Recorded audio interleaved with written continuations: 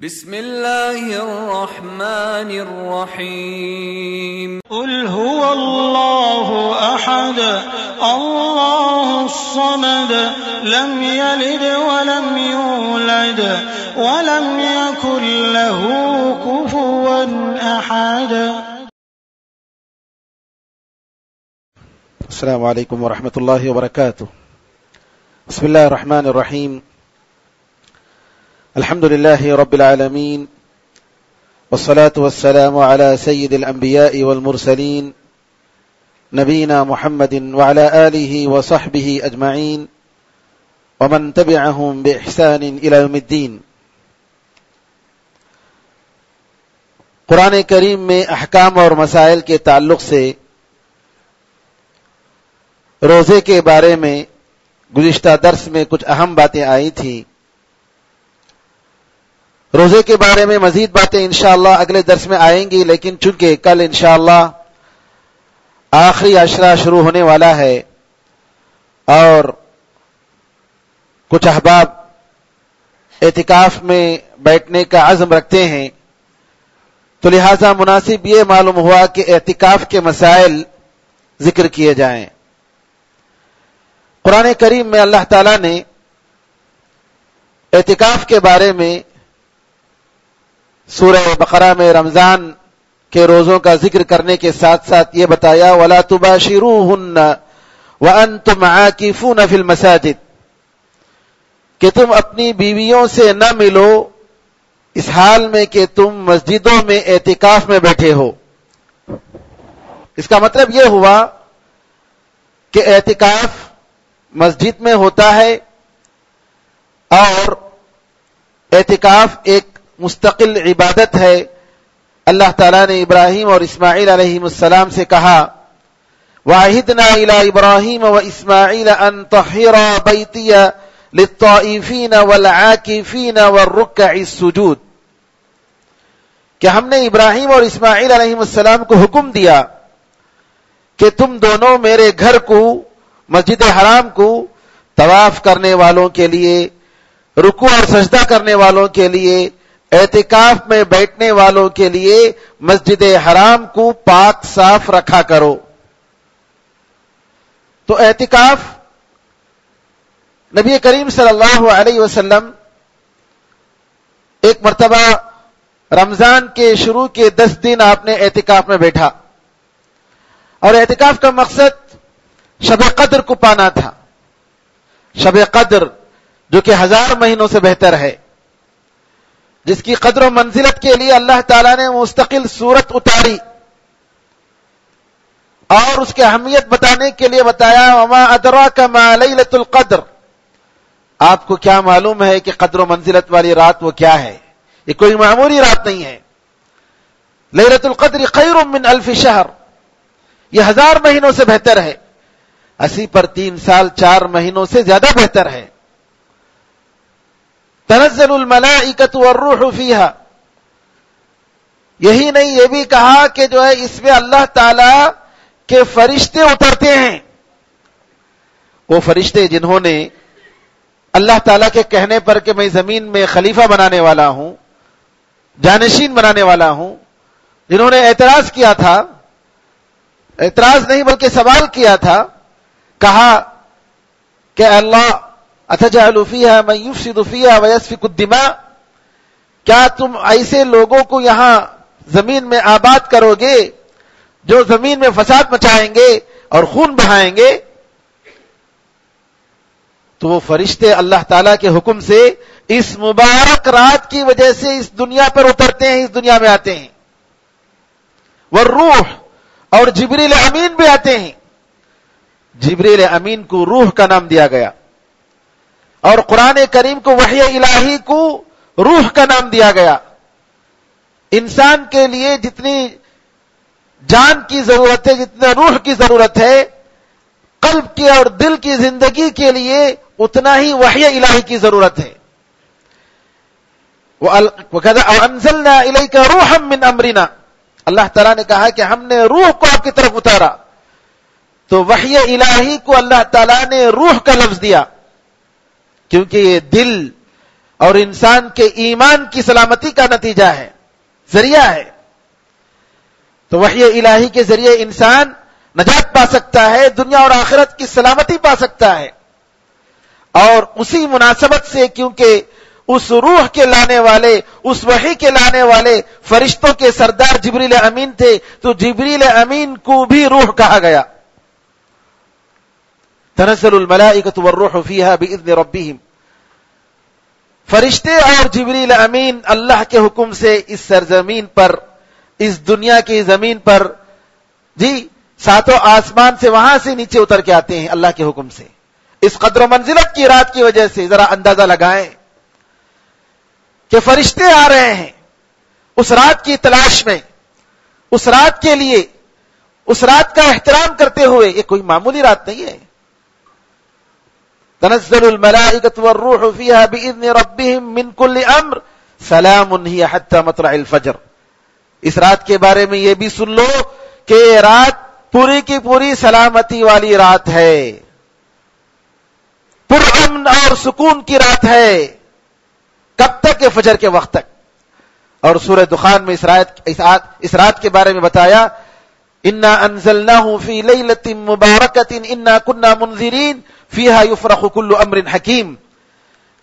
یہ مبارک رات میں ہم نے قرآن کو اتارا، اور اس مبارک رات میں ہر مضبوط معاملے کا فیصلہ ہوتا ہے. ہر مضبوط معاملے کا فیصلہ ہوتا ہے. سال بھر کا بجٹ اس میں نکلتا ہے، زندگی اور موت کا بجٹ نکلتا ہے، کون پیدا ہوگا کون مرے گا، نعمتوں اور مصیبتوں کا بجٹ نکلتا ہے، ملکوں کا اور افراد کا بجٹ نکلتا ہے. لوح محفوظ میں اللہ تعالیٰ نے جو تقدیر لکھی ہے، وہ اس تقدیر میں سے، اس کتاب میں سے سال بھر کا ریکارڈ، سال بھر کی تقدیر اللہ تعالیٰ فرشتوں کے سامنے پیش کرتا ہے. فیہا یفرق کل امر حکیم. ہر مضبوط معاملے کا فیصلہ ہوتا ہے. لہذا نبی کریم صلی اللہ علیہ وسلم نے اس رات کی تلاش میں اعتکاف میں بیٹھا. پہلے 10 دن آپ نے اعتکاف میں بیٹھا. فرشتوں نے، جبریل امین نے کہا کہ آپ جس مقصد کے لیے بیٹھے ہیں وہ رات آگے ہے. تو پھر آپ نے دوسرے عشرے میں بھی بیٹھا. جب وہ ختم ہوا تو جبریل امین نے کہا کہ نہیں، آپ جس رات کو تلاش کر رہے ہیں وہ آخری عشرے میں ہے. تو نبی کریم صلی اللہ علیہ وسلم جب سے آپ نے اعتکاف کیا اس وقت سے کہتے ہیں زہری رحمت اللہ علیہ، کبھی بھی آپ نے اعتکاف نہیں چھوڑا. اور جس سال آپ کا انتقال ہوا اس سال آپ نے 10 دن کے بجائے 20 دن کا آپ نے اعتکاف کیا. اس لیے کیا کیونکہ آپ کی موت ربیع الاول میں ہوئی اور رمضان تک آپ پہنچ نہیں پائیں گے، تو اس سال کا بھی اعتکاف آپ پہلے ہی بیٹھ گئے. جس سال آپ کا انتقال ہوا اس سے پہلے رمضان میں آپ نے 20 دن کا اعتکاف کیا. تو نبی کریم صلی اللہ علیہ وسلم، امام زہری رحمت اللہ علیہ فرماتے ہیں، تعجب ہے مسلمانوں پر.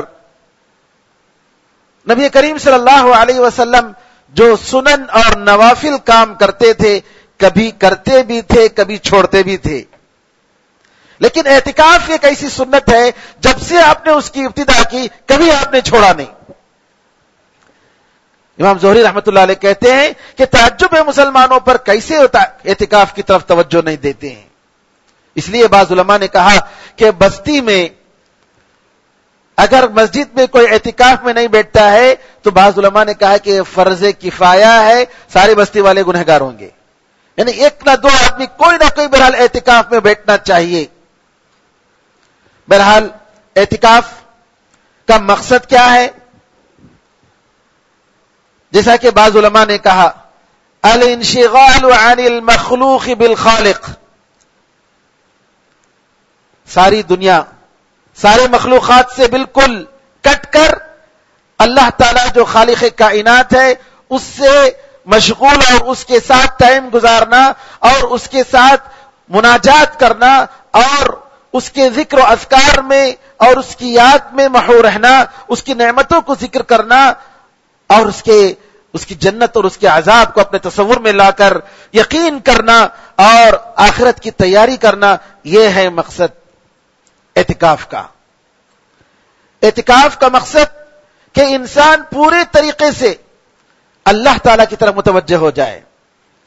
اعتکاف کا مقصد مسجد میں بند ہونا نہیں ہے. اگر آدمی مسجد میں بند ہو جاتا ہے اور اس کا دل کہیں اور رہتا ہے تو اعتکاف اس کا ہوا نہیں. اعتکاف کا مطلب ہی یہ ہے کہ آپ مستقل طور پر اپنے دل کے ساتھ اللہ تعالی سے محبت کے ساتھ اللہ تعالیٰ کی یاد میں اللہ تعالیٰ کے احکام اور اس کی قرآن کلام پاک کی تلاوت میں غور و فکر کرتے ہوئے گزاریں. اور بیکار کھانا، حد سے زیادہ پانی پینا، کھانا، حد سے زیادہ لوگوں سے ملنا اور بات چیت کرنا اور حد سے زیادہ سونا، چونکہ یہ ساری چیزیں انسان کو اللہ تعالیٰ کے تعلق سے ختم کر دیتی ہیں یا کمزور کر دیتی ہیں. تو اللہ تعالیٰ کی رحمت کا یہ تقاضا ہوا کہ اللہ تعالیٰ نے اپنے بندوں کے لیے اعتکاف کی سنت کو امت مسلمہ کے لیے اللہ تعالیٰ نے رکھا. اس سے پہلے بھی تھی، لوگ اعتکاف کرتے تھے. عمر فاروق رضی اللہ تعالیٰ عنہ نے کہا کہ نبی کریم صلی اللہ علیہ وسلم سے جاہلیت میں نے مسجد حرام میں ایک دن اعتکاف کی نیت کی تھی جاہلیت میں. تو نبی کریم صلی اللہ علیہ وسلم نے فرمایا اوفی بنذرک، کہ تم اپنے نظر کو تم پوری کرو. تو اعتکاف کا مقصد میرے بھائیوں کہ آدمی پورے دل جمعی کے ساتھ، پورے لگاؤ کے ساتھ اللہ تعالی کے ساتھ اپنے تعلق کو مضبوط کرے اور زندگی میں اس نے جو تقصیر کیا ہے، اس سے جو غلطیاں ہو رہی ہیں، ایک طرف اللہ کی نعمتیں ہیں، دوسری طرف اپنی طرف سے گناہیں چڑھ رہی ہیں، تو ان دونوں کا مقارنہ کرتے ہوئے اللہ تعالیٰ کی یاد میں زندگی گزارنا ہے، اور اسی مقصد کی وجہ سے اعتکاف رکھا گیا ہے. شیخ الاسلام ابن تیمیہ رحمۃ اللہ علیہ فرماتے ہیں کہ آدمی جس کے ساتھ محبت کرتا ہے، جس کے ساتھ اس کے دل میں شوق اور ذوق ہوتا ہے، اس کے ساتھ ٹائم گزارتا ہے. مشرکین اپنے بتوں کے ساتھ ٹائم گزارتے تھے، اپنے بتوں کے سامنے بیٹھ کر اعتکاف کرتے تھے، مجاورہ کرتے تھے. اور قبر پرست لوگ قبروں کے پاس بیٹھ کر عبادتیں کرتے ہیں اور اعتکاف میں بیٹھتے ہیں. اور شہوت والے جس کو پینے کی عادت ہوتی ہے، اس کی خواہش ہوتی ہے کہ پینے میں زندگی گزرے. تو ہر انسان اپنی اپنی محبت اور اپنے اپنے ذوق کے حساب سے وقت گزارتا ہے. تو اہل ایمان اللہ تعالی کے ساتھ اپنا وقت گزارنے میں لذت محسوس کرتے ہیں، اللہ تعالیٰ کے ساتھ ٹائم گزارنے میں اپنی لذت محسوس کرتے ہیں. اور ایسی جگہ جو کہ زمین میں سب سے بہترین جگہ اللہ تعالیٰ کا گھر، وہاں بیٹھتے ہیں اور اللہ تعالیٰ کو خوش کرنے کے لیے، اللہ تعالیٰ کی رضامندی حاصل کرنے کے لیے اعتکاف کرتے ہیں. تو لہذا آدمی اعتکاف کی حالت میں زیادہ سے زیادہ عبادت کرے، زیادہ سے زیادہ اپنے گناہوں پر شرمندہ ہو، توبہ کرے، استغفار کرے. نبی کریم صلی اللہ علیہ وسلم کا اعتکاف میں کیا طریقہ تھا؟ آپ رمضان کے آخری عشرے میں جب بھی اعتکاف کرتے، ایک مرتبہ آپ نے اعتکاف اس لیے چھوڑ دیا کہ امہات المؤمنین نے آپس میں ایک دوسرے کے ساتھ کمپٹیشن کرنے کے لیے اور رسول اللہ صلی اللہ علیہ وسلم کی قربت حاصل کرنے کے لیے سب نے ڈیرے لگوائے. اور نبی کریم صلی اللہ علیہ وسلم جب صبح میں نکلتے ہیں، دیکھتے ہیں، پوچھتے ہیں کہ کئی ڈیرے لگے ہوئے. کہا کہ یہ ڈیرے کیا ہیں؟ کہا کہ امہات المؤمنین کے ازواج مطہرات کے ہیں. نبی کریم صلی اللہ علیہ وسلم نے فرمایا اہل بر یریدنا، کیا یہ لوگ نیکی کے ارادے سے یہاں ڈیرے لگائے ہیں، خیمہ لگائے ہیں؟ کیا ان کا مقصد اخلاص ہے، اللہ کی خوشنودی ہے؟ نکالو سب کو. سارے ڈیروں کو نکالنے کا حکم دیا اور خود اپنا ڈیرا بھی نکلوایا. اور آپ نے اس سال رمضان میں اعتکاف میں نہیں بیٹھا. اس کے بعد شوال میں آپ نے قضا کی، شوال میں آپ نے 10 دن اعتکاف میں بیٹھے. تو اس مسئلے سے یہ بھی معلوم ہوتا ہے کہ عورتوں کے لیے اعتکاف کی جگہ مسجد ہی ہے. کیونکہ اگر عورتوں کے لیے ان کے گھر میں اعتکاف کرنا جائز ہوتا تو نبی کریم صلی اللہ علیہ وسلم امہات المؤمنین کو کہتے جاؤ اپنے اپنے گھر میں بیٹھو اور اعتکاف کرو.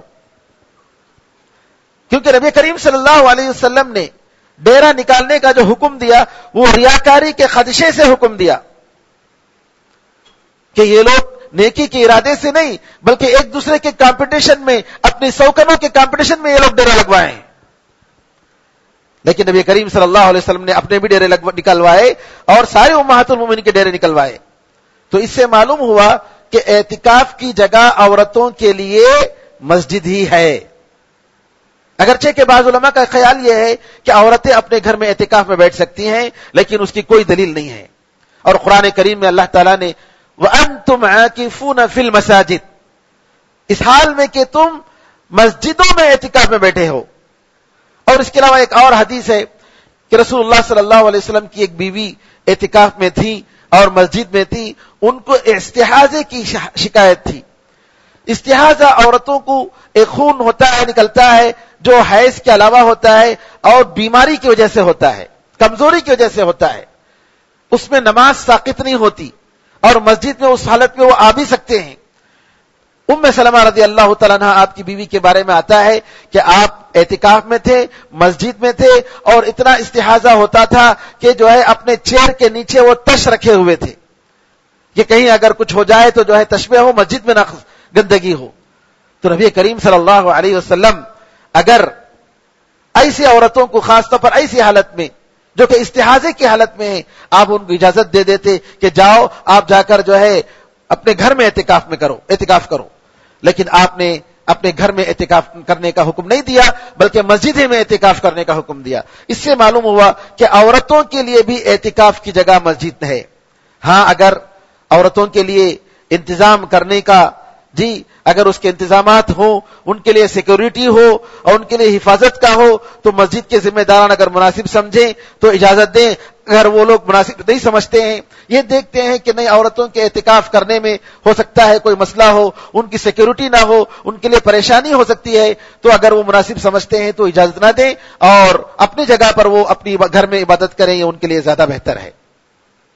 تو ذمہ داروں کی طرف یہ بات ہے کہ مسجد کے ذمہ داران اگر مناسب سمجھتے ہیں، کیونکہ حالات آج کل ویسے نہیں ہیں جیسے ہونا چاہیے، تو مسجد کے ذمہ داران اگر مناسب سمجھتے ہیں تو اجازت دیں. اگر وہ ذمہ داران اجازت نہیں دیتے ہیں اور کہتے ہیں کہ حالات ہم یہاں انتظام نہیں کر سکتے، تو بجائے شکایت کے عورتوں کو چاہیے کہ اپنے گھر میں بیٹھ کر اللہ تعالیٰ کی عبادت کریں، اور یہی زیادہ بہتر ہے. نبی کریم صلی اللہ علیہ وسلم اعتکاف میں بیٹھتے تو آپ اپنے لیے ڈیرا لگانے کا حکم دیتے تاکہ وہ تنہائی میں کہ آدمی اندر جو ہے کیا کر رہا ہے، کیسی عبادت کر رہا ہے، ریاکاری نہیں، تنہائی میں وقت گزار رہا ہے. اور فجر کی نماز کے بعد اپنے اعتکاف کی جگہ میں داخل ہوتے. اگر کوئی شخص 10 دن اعتکاف کرنا چاہتا ہے تو اس کے لیے سنت یہ ہے کہ 20ویں دن سورج غروب ہونے کے بعد، کیونکہ ہمارے اسلامی کیلنڈر کے حساب سے رات سے دن پہ رات شروع ہوتا ہے، رات پہلے اس کے بعد دن ہے، تو 21ویں رات جب رات آ جائے تو اعتکاف کی نیت سے مسجد میں آ جائے، اگر وہ 10 دن مستقل طور پر آخری عشرہ اعتکاف میں بیٹھنا چاہتا ہے. اور کب تک؟ جب تک عید کا چاند نظر نہ آئے یا عید کا اعلان نہ ہو تب تک وہ اعتکاف میں بیٹھے. اگرچہ کہ بعض علماء نے کہا کہ اس کے لیے بہتر ہے کہ وہ عید کی نماز پڑھ کر جائے، ورنہ جمہور اکثر علماء کے خیال سے ان کا یہ خیال ہے کہ جو اعتکاف میں بیٹھنا چاہتا ہے وہ 21ویں رات یعنی 20ویں رات مغرب کے بعد سے اعتکاف میں بیٹھے گا. کب تک؟ جب تک کہ چاند نظر نہ آئے، عید کا چاند، اس وقت تک وہ اعتکاف میں بیٹھے گا. عید کا چاند اگر اعلان ہو گیا تو اعتکاف کی جگہ سے نکل سکتا ہے، وہ گھر جا سکتا ہے. نبی کریم صلی اللہ علیہ وسلم کا معمول یہ تھا کہ آپ مسجد میں رہتے اور اپنا دن، اعتکاف کا دن کیسے شروع کرتے کہ فجر کی نماز کے بعد اعتکاف کی جگہ میں چلے جاتے، وہاں عبادت میں مصروف ہو جاتے اور صرف نماز کے لیے باہر نکلتے، نماز پڑھتے، اپنے اعتکاف کی جگہ میں بیٹھ جاتے. یہ آپ کی عادت ہوتی تھی. اور نبی کریم صلی اللہ علیہ وسلم رمضان میں ان حالتوں میں اعتکاف کے ساتھ ساتھ قرآن کریم کی تلاوت اور جبریل امین پر قرآن سناتے تھے. اور جس سال آپ کا انتقال ہوا اس سال آپ نے 2 مرتبہ جبریل امین کو قرآن سنایا، ورنہ ہر سال جو ہے رمضان میں 1 مرتبہ کمپلیٹ قرآن سناتے تھے، جتنا قرآن کا نزول ہو پورا قرآن۔ اور جس سال آپ کا انتقال ہوا نبی کریم صلی اللہ علیہ وسلم نے جبریل امین کو 2 مرتبہ قرآن سنایا، اور کبھی آپ گھر نہیں جاتے تھے۔ اور نبی کریم صلی اللہ علیہ وسلم سے اس کا بھی ثبوت ہے کہ رسول اللہ صلی اللہ علیہ وسلم کا گھر اگر یہ تھا، یہاں عائشہ رضی اللہ تعالیٰ عنہ کا گھر کا چوکٹ، اور چوکٹ کے بعد بالکل ساتھ ہی جو ہے نبی کریم صلی اللہ علیہ وسلم کی مسجد، تو نبی کریم صلی اللہ علیہ وسلم اعتکاف کی حالت میں اپنے سر کو چوکٹ پر رکھ دیتے، اور عائشہ رضی اللہ تعالیٰ عنہ کنگھی کرتی تھی باہر گھر کے اندر، جبکہ گھر بالکل لگا ہوا تھا۔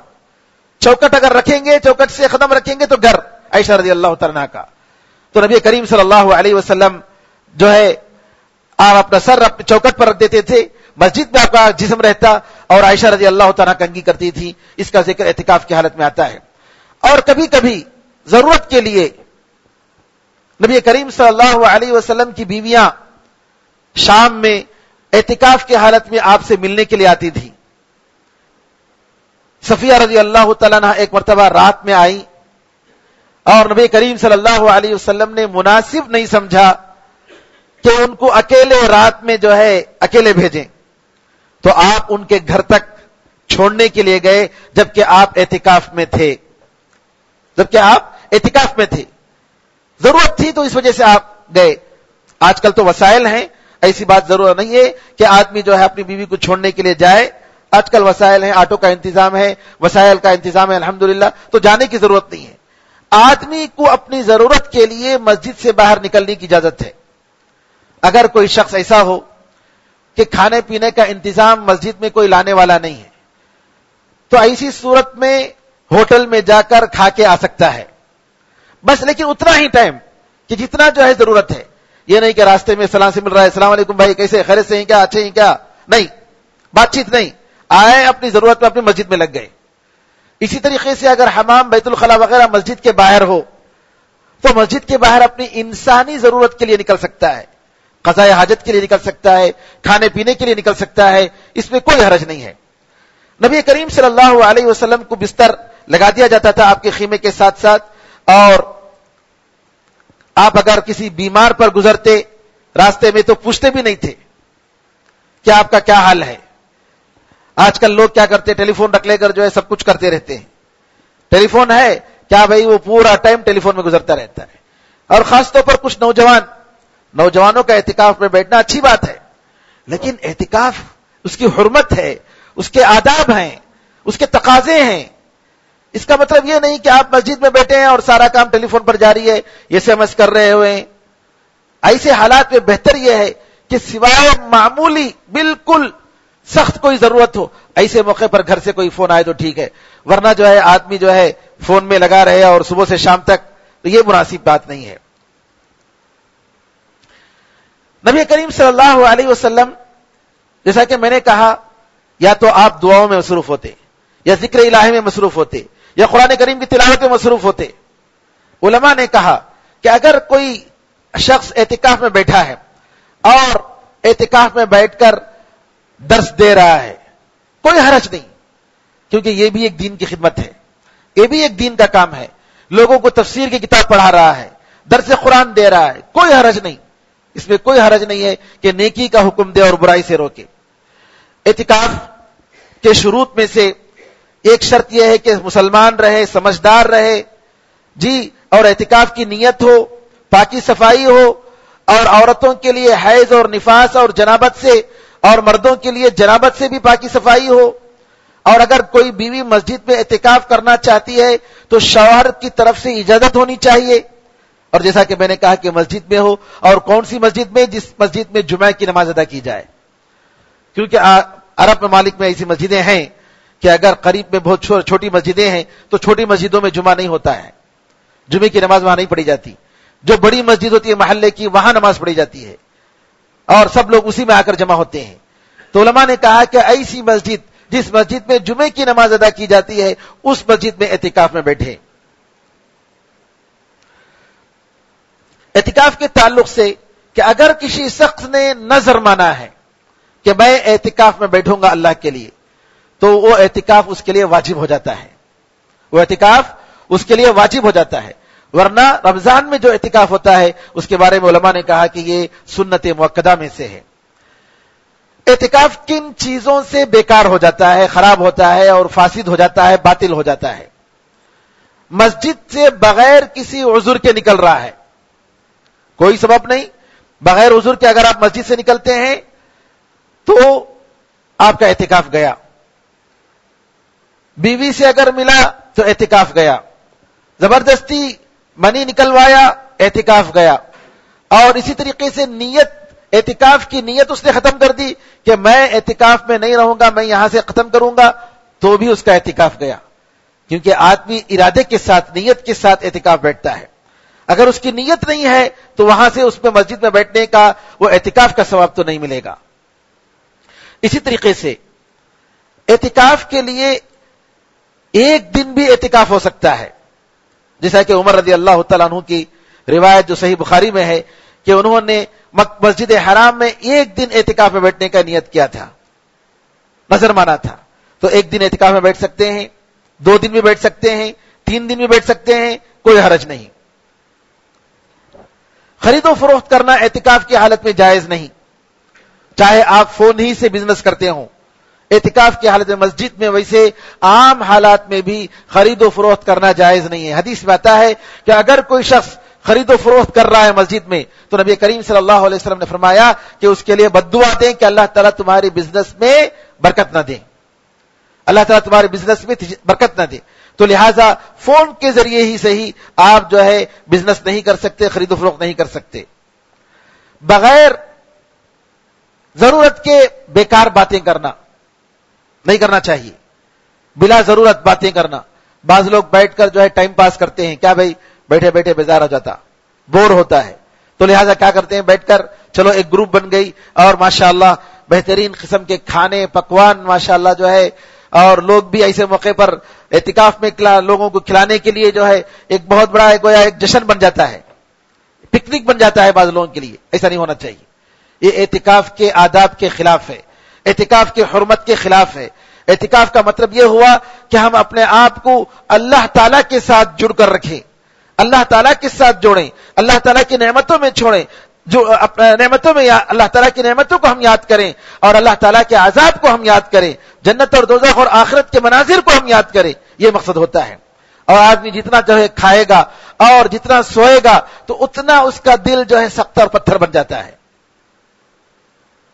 علامہ ابن القیم رحمۃ اللہ علیہ فرماتے ہیں کہ کثرت کلام ثلاث ہن مہلکۃ الانام وجالبۃ الصحیح الی السقام، کہ 3 چیزیں ایسی ہیں کہ انسان کو جو ہے بیمار بنا دیتی ہیں اور انسان کو مارنے والی ہیں۔ 3 چیزیں علامہ ابن القیم رحمۃ اللہ علیہ فرماتے ہیں، دوام ندامۃ ودوام وطئ وادخال الطعام علی الطعام، کیا آدمی پی رہا ہے نعوذ باللہ، پینے کی عادت، شراب پینے کی عادت، یہ انسان کو برباد کر دیتی ہے اور انسان کو موت سے قریب کر دیتی ہے۔ اور اسی طریقے سے انسان جو ہے کھانے پر کھاتا ہے، کوئی ٹائم نہیں ہے کھانے پر، پھر یہ کھانا، پھر اس کے بعد کہتے ہیں کم از کم 4 گھنٹے کا تو وقفہ ہونا چاہیے، لیکن یہ کہ مسلسل کھاتا جا رہا ہے، ہر 1 گھنٹے میں کھاتا جا رہا ہے، چباتا جا رہا ہے، اس کا منہ جو ہے چغالی کرتے رہتا ہے، تو نعوذ باللہ اس کی وجہ سے بھی انسان کو جو ہے انسان کی طبیعت خراب ہوتی ہے، انسان کی صحت خراب ہوتی ہے۔ اور اسی طریقے سے کثرت سے کلام، کثرت سے سونا، جی انسان کی جو ہے یہ ساری چیزیں انسان کے دل کو سخت کر دیتی ہیں اور اللہ تعالیٰ سے دور کر دیتی ہیں۔ اور اعتکاف کے آداب میں سے یہ ادب ہے کہ ہمیشہ نیت کا استحضار کرے، ہمیشہ سوچے کہ ہم کس لیے اعتکاف میں بیٹھے ہیں، ہمارا مقصد کیا ہے، اللہ تعالیٰ ہم سے خوش ہو جائے، اور حکمت کیا ہے اس کو بھی سوچے کہ اللہ تعالیٰ کی عبادت کے لیے ہم اللہ تعالیٰ کے بارے میں غور و فکر کرنے کے لیے ہم بیٹھے ہیں، ورنہ ہمارے میں اور مارکیٹ میں جو شخص بیٹھا ہوا ہے دونوں میں کیا فرق ہے۔ اور اسی طریقے سے صبح و شام کی جو دعائیں ہیں ان کی پابندی کرے، اس کے معنی میں غور کرے، سنن اور نوافل میں غور کرے۔ اعتکاف میں بیٹھے ہیں اور پہلی جماعت پہلی صف میں نہیں ہے تو کتنی بڑی محرومی کی بات ہے۔ اعتکاف میں بیٹھنے کا مطلب یہ ہے کہ ہمیں پہلی صف کا اجر اور ثواب ملے. اور نبی کریم صلی اللہ علیہ وسلم نے فرمایا کہ اگر لوگوں کو معلوم ہو جاتا کہ پہلی صف میں کتنا بڑا ثواب ہے تو وہ اگر اپنے گھٹنوں کے بل رونگتے ہوئے آنا پڑتا تو اس تب بھی آتے. اگر قرآن اندازی کی ضرورت پڑ جاتی قرآن اندازی کرتے کہ نہیں میں پہلے آؤں گا میں پہلے آؤں گا. افسوس ہے کہ اعتکاف میں بیٹھتے ہوئے اگر پہلی صف پہ نہیں ہے تو واقعی محرومی کی بات ہے. تو چاشت کی نماز ہے, قیام لیل کی نماز ہے, سنت الوضو ہے, وضو کرنے کے بعد کی سنت, اور صبح و شام کی دعائیں, اور فرض نماز کے بعد کی دعائیں, اور مؤذن جب اذان دیتا ہے تو اذان کے ساتھ ساتھ ہم بھی کہنا اور اس کا جواب دینا, پھر اس کے بعد کی دعا. یہ ساری چیزیں ایسی ہیں کہ اعتکاف میں جو شخص بیٹھتا ہے اس سے چھوٹنا نہیں چاہیے. اذکار, اللہ کی یاد میں, اور جی فرض نماز سے پہلے کافی وقت پہلے جو ہے جاگنے کی کوشش کرے. جی ایسا نہیں کہ جو ہے بالکل اعتکاف کا مطلب یہ کہ بیچارہ اعتکاف میں ہے اور سو ہی رہا ہے, یہ نہیں ہونا چاہیے. اور اسی طریقے سے سبحان اللہ, الحمدللہ, لا الہ الا اللہ واللہ اکبر, تو کبھی استغفار کرے, کبھی تسبیح پڑھے, کبھی لا الہ الا اللہ پڑھے, کبھی تکبیر پڑھے, اور کبھی اللہ تعالیٰ سے دعا کرے. ہو سکتا ہے کہ ہماری دعا اللہ تعالیٰ قبول کر لے. ہو سکتا ہے کہ 10 دنوں میں, یہ 10 راتوں میں جو ہماری دعائیں, ایک دعا کوئی ایسی ہو جائے جس کی وجہ سے اللہ تعالیٰ ہماری زندگی سنوار دے, ہمارے سال بھر کی مصیبتیں دور ہو جائیں. تو لہذا دعا, استغفار, تلاوت کلام پاک اور نیک باتوں میں کی علم میں دین کے بارے میں, علم دین کے بارے میں جو محفلیں ہوتی ہیں اس میں بیٹھنا, اس میں سننا. بعض لوگ سمجھتے ہیں کہ نہیں درسوں میں نہیں بیٹھنا چاہیے, ایسی بات نہیں ہے. درسوں میں بیٹھ سکتے ہیں. دروس, قرآن اور حدیث کے جو دروس ہوتے ہیں وہ دین کو سمجھنے کے لیے ہوتے ہیں. یہ دین کے علم کے اور اللہ تعالیٰ کی یاد کی محفلیں ہیں, اور ایسے محفلوں میں اللہ تعالیٰ کی رحمت کے فرشتے داخل ہوتے ہیں. تو اعتکاف میں بیٹھنے والے اگر ان محفلوں میں بیٹھتے ہیں, فجر کے بعد, ظہر کے بعد, عصر کے بعد جو بھی دین کی باتیں بتائی جاتی ہیں, تو ایک مبارک موقع ہے, اس کو چھوڑنا نہیں چاہیے اور وقت کو ضائع نہیں کرنا چاہیے, اور ہمیشہ وضو میں رہنے کی کوشش کرنی چاہیے. مسجد میں ہیں تو ہمیشہ اس کی پابندی کریں کہ جو ہے وضو میں رہیں, اور اگر ضرورت پڑی نیکی کا حکم دیا, برائی سے روکا, اور تقوی کا حکم دیا, ان ساری چیزوں کا خیال کرنا چاہیے.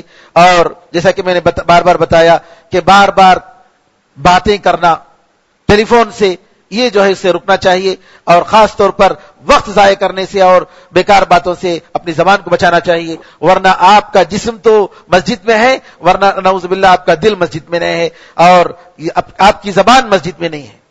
اللہ تعالیٰ سے دعا ہے کہ اللہ تعالیٰ ہمیں اور آپ کو اعتکاف کے آداب اور اس کے جو شروط ہیں ان کا خیال کرنے اور اس کے حساب سے عمل کرنے کی توفیق عطا فرمائے. اور ان دنوں میں, ان مبارک راتوں میں اللہ تعالیٰ فلسطین میں جو مسلمان ہیں ہم ان کو ضرور یاد کریں کہ جو ہے جس طریقے سے وہاں جی ابھی کہہ رہے ہیں کہ بری حملہ شروع کر رہے ہیں. اب تک تو اوپر سے بمباری کر رہے تھے, اب جو ہے زمینی حملہ کر رہے ہیں. اللہ تعالیٰ سے دعا ہے کہ اللہ تعالیٰ وہاں کے مسلمانوں کی حفاظت فرمائے, اور وہاں کے مسلمانوں کی جان اور مال اور ان کی عزتوں کی حفاظت فرمائے, اور اللہ تعالیٰ یہودیوں کو برباد کرے جنہوں نے پوری دنیا میں فساد مچا کے رکھا ہے, پوری دنیا میں فتنہ مچا کے رکھا ہے, اور کمزور پر ظلم ڈھا رہے ہیں. اللہ تعالیٰ ان کو اللہ تعالیٰ اس سرزمین سے نیست و نابود کر دے, اور وہ کوئی وقت دور نہیں ہے جب ان کا وقت آئے گا اور پتھر اور درد کہے گا کہ میرے پیچھے یہودی ہے, اے مسلمان آ اور ختم کر دے. ایک مسئلہ ایک صاحب کا سوال ہے کہ تمباکو نوشی مکروہ ہے یا حرام ہے. علماء نے فتویٰ دیا ہے کہ تمباکو نوشی حرام ہے, کیونکہ تمباکو نوشی کے بارے میں سب کا اتفاق ہے کہ یہ نقصان دینے والی چیز ہے. اور قرآن میں اللہ تعالیٰ نے فرمایا یسألونک ماذا احل لهم قل احل لهم الطیبات. جی ان لوگوں سے یہ لوگ پوچھ رہے ہیں کہ تمہارے لیے کیا چیزیں حلال ہیں, کہہ دیجئے ان کے لیے پاک چیزیں حلال ہیں. اگر کوئی پوچھے کہ تمباکو نوشی پاک ہے یا ہے کہ گندی چیز ہے, تو کوئی بھی سر ایک کہے گا کہ گندی چیز ہے. اور بعض علماء نے کہا کہ نبی کریم صلی اللہ علیہ وسلم نے فرمایا کہ اگر کوئی شخص جی زہر کھا کر اپنے آپ کو خودکشی کر لیتا ہے, تو زہر کھانے کی وجہ سے زہر کا جو اثر, جو نقصان ہوگا, مرتے ہوئے جو موت کے موقع پر جو عذاب آئے گا اور جو تکلیف ہوگی, وہ تکلیف جو قیامت تک وہ محسوس کرے گا مرنے کے بعد. اور اگر کوئی خنجر سے اپنے آپ کو مار کر جی خودکشی کر لیتا ہے تو مارتے ہوئے جو تکلیف ہوگی وہ تکلیف جو ہے قیامت تک اس کو ہوتی رہے گی. علماء نے کہا کہ اگر کوئی شخص تمباکو نوشی کی وجہ سے مرتا ہے تو مرنے کے وقت جو تکلیف ہوگی وہ تکلیف جو ہے وہ گویا خودکشی کی تکلیف ہوگی اور قیامت تک وہ تکلیف ہوتی رہے گی. تو اس میں کوئی شک نہیں کہ علماء نے اس کو حرام قرار دیا ہے. اللہ تعالیٰ سے دعا ہے کہ اللہ تعالیٰ ہمیں اور آپ کو حلال رزق حلال عطا فرمائے اور حرام سے ہمیں نجات عطا فرمائے. آمین ارحم الراحمین والحمدللہ رب العالمین وصلی اللہ وسلم علی نبینا محمد وعلی آلہ وصحبہ اجمعین. والسلام علیکم ورحمۃ اللہ وبرکاتہ.